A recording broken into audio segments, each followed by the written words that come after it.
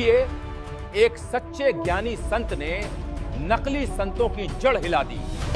संत रामपाल जी महाराज जी के बारे में गलत खबर दिखाई है। टीआरपी के लिए उल्टी सीधी खबरें दिखाई जा रही हैं, जिनका ना तो उनके पास कोई सबूत है, ना ही कोई प्रूफ। तो आखिर मीडिया किस आधार पर ऐसे गलत खबरें दिखा रही है? मैं इतना बड़ा आरोप क्यों लगा रहा हूँ? क्योंकि अब सच्चाई छुप नहीं सकती। लेकिन यह माफी केवल एक ढोंग था, क्योंकि कुछ समय बाद फिर इन्होंने बहानेबाजी करके बदनामी करते रहे। अपने चैनल की टीआरपी बढ़ाने के लिए केवल ये मीडिया घराने झूठ की सभी हदें पार कर जाते हैं। एक सच्चे संत को दिखाना, ये आज तक वालों ने गलत किया है। बिल्कुल ऐसा इन्होंने करना नहीं चाहिए था।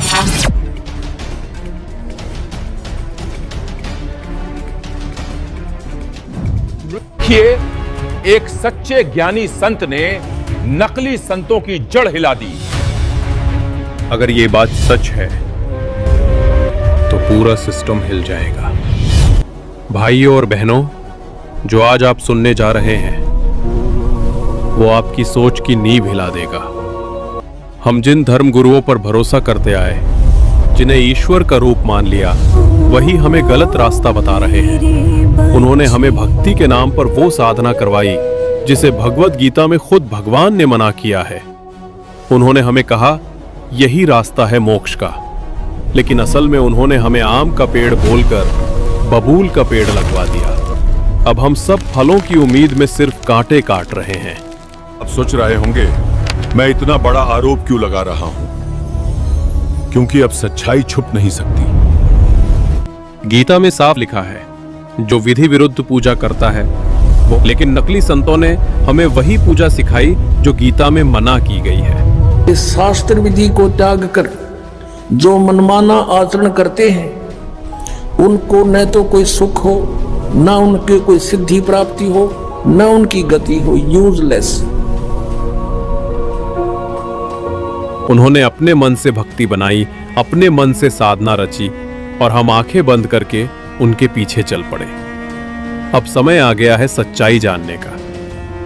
क्या सच बताने वाला कोई नहीं है? क्या हर जगह बस पाखंड ही पाखंड है? नहीं, सच बताने वाले हैं संत रामपाल जी महाराज, जिन्होंने हर पवित्र शास्त्र को खोल कर दिखाया, हर पन्ने पर उंगली रखकर बताया कि सच्ची भक्ति कैसी होनी चाहिए। और याद रखो, शास्त्रों का रहस्य कोई और नहीं सुलझा सकता, उसे केवल परमात्मा ही सुलझा सकता है, या वो व्यक्ति जो परमात्मा का कृपा पात्र हो। ऐसे संत को ही जगत गुरु तत्वदर्शी संत कहा जाता है। आज समाज पढ़ा लिखा है, अब आंख बंद करके किसी के पीछे मत चलो। दोस्तों, आपने वो लाइन तो सुनी ही होगी कि लातों के भूत बातों से नहीं मानते। हाँ दोस्तों, जरूर सुनी होगी। अब ऐसा ही कुछ करना पड़ेगा मीडिया वालों के साथ। बात यह है कि इन्होंने संत रामपाल जी महाराज जी के बारे में गलत खबर दिखाई है। टीआरपी के लिए उल्टी सीधी खबरें दिखाई जा रही हैं, जिनका ना तो उनके पास कोई सबूत है, ना ही कोई प्रूफ। तो आखिर मीडिया किस आधार पर ऐसे गलत खबरें दिखा रही है? देश का चौथा स्तंभ कहे जाने वाली मीडिया के लिए कोई नियम कानून नहीं है क्या, जो मन चाहा वो दिखाएगी? लेकिन दोस्तों नहीं, अब ऐसा बिल्कुल भी नहीं होगा, क्योंकि देश के बड़े बड़े अधिवक्ता, हाई कोर्ट्स के एडवोकेट्स अब इनके ऊपर केस करने वाले हैं। सब कुछ आपको बताएंगे, बस वीडियो में आखिर तक बने रहें। वीडियो में आगे बढ़ने से पहले आप कमेंट करके ये बताएं कि मीडिया जो संत रामपाल जी महाराज जी को बदनाम करने में लगी हुई है, उसके लिए इन सभी न्यूज चैनल को संत रामपाल जी महाराज जी से माफी मांगनी चाहिए या नहीं। अगर आप चाहते हैं कि माफी मांगनी चाहिए तो ज्यादा से ज्यादा कमेंट करें और कमेंट में लिखें कि गोदी मीडिया माफी मांगो, झूठी मीडिया माफी मांगो, और ज्यादा से ज्यादा इस वीडियो को लोगों तक पहुँचाए। तो चलिए दोस्तों, वीडियो में आगे बढ़ते हैं और आपको दिखाते हैं क्या कुछ कहा संत रामपाल जी महाराज जी को मानने वालों ने। दोस्तों, उसको दिखाने से पहले आपको बता दें कि संत रामपाल जी महाराज जी के बारे में न्यूज चैनल वालों ने जो गलत खबर दिखाई थी, उसके बाद ट्विटर एक्स पर लगातार ट्रेंडिंग किया जा रहा है। 15 से 20 लाख ट्वीट रोज हो रहे हैं, पर ये न्यूज चैनल वाले माफी मांगने के लिए बिल्कुल भी तैयार नहीं है। लेकिन अब आगे क्या होगा वो सुनिए।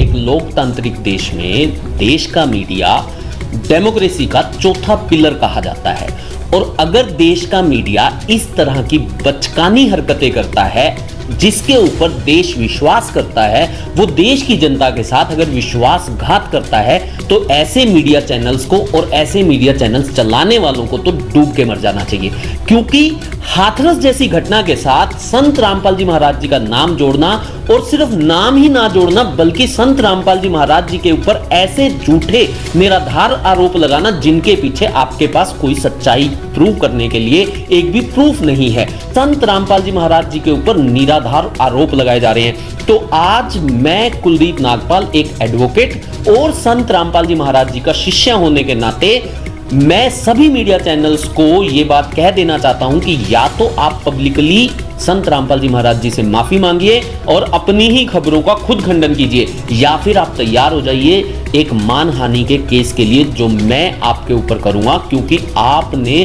संत रामपाल जी महाराज जी की छवि को धूमिल ही नहीं किया है, बल्कि संत रामपाल जी महाराज जी के करोड़ों शिष्य जो कि आज देश और विदेश में अलग अलग पदों पे और अलग अलग जगहों पे अपनी सेवाएं दे रहे हैं, उनकी धार्मिक भावनाओं को भी आहत किया है। और मैं इन्हीं दोनों सेक्शंस के अकॉर्डिंग आपके ऊपर केस फाइल करूंगा, या फिर आप संत रामपाल जी महाराज जी से माफी मांगे, या मैं आपको चैलेंज करता हूं कि आप अपनी कही हुई बातों को प्रूव कर दीजिए। क्योंकि अगर आपके पास देश की जनता से विश्वासघात करने के पीछे कोई आधार नहीं है, तो आपको देश की जनता से विश्वासघात करने का भी कोई अधिकार नहीं है। आप या तो सुधर जाइए या फिर आप सुधरने के लिए तैयार हो जाइए, क्योंकि देश की न्यायपालिका भी आपको सुधार सकती है। आजकल विभिन्न चैनलों जैसे आज तक, एबीपी न्यूज़ और विभिन्न चैनल पे फेक न्यूज़ चलाई जा रही है कि संत रामपाल जी महाराज के आश्रम में यौन शोषण होता था, वहाँ पर अवैध दवाइयाँ रखी जाती थी, वहाँ पर अवैध हथियार रखे जाते थे। मैं सभी फेक न्यूज़ का खंडन करता हूँ। मैं संत रामपाल जी महाराज काउंसलर होते हुए इन सभी फेक न्यूज़ का खंडन करता हूँ, और किसी भी चैनल को हमारे संविधान में अधिकार नहीं दिया गया कि वो किसी भी संत की या उसके करोड़ों शिष्यों की धार्मिक भावना को आहत पहुँचाए और उनके खिलाफ जो भी गलत अफवाह फैलाए। तो मेरी सभी चैनल से अनुरोध है और चेतावनी भी है कि जल्दी जितनी भी जो भी फेक न्यूज़ चल रही हैं उनको तुरंत बंद किया जाए, अदरवाइज उन पर लीगल एक्शन लिया जाएगा।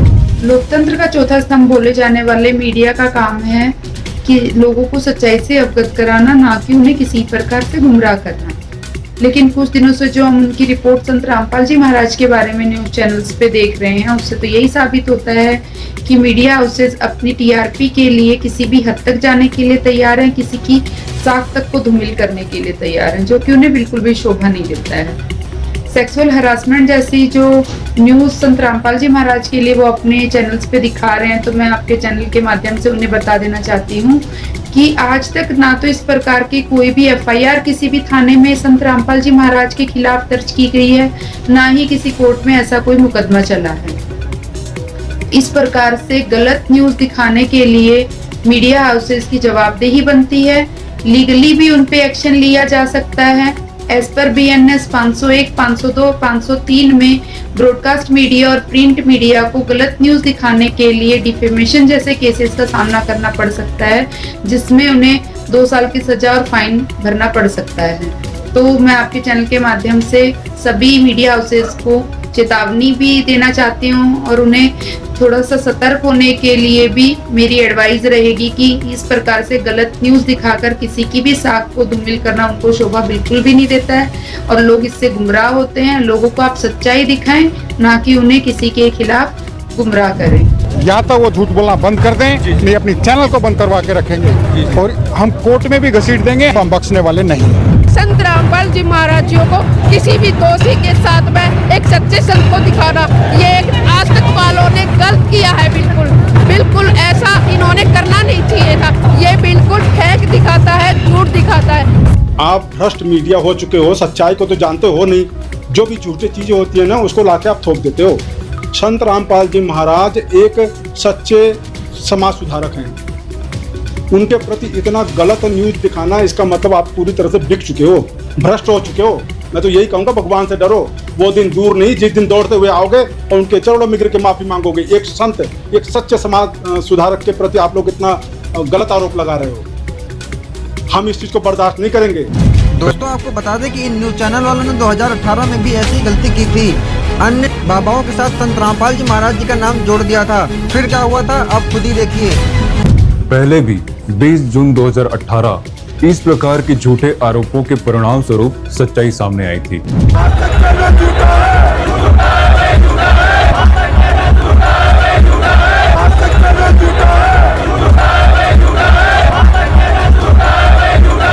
तो कुछ मीडिया घरानों ने मौखिक या लिखित रूप में माफी मांगी। देखिए हमारी खास रिपोर्ट।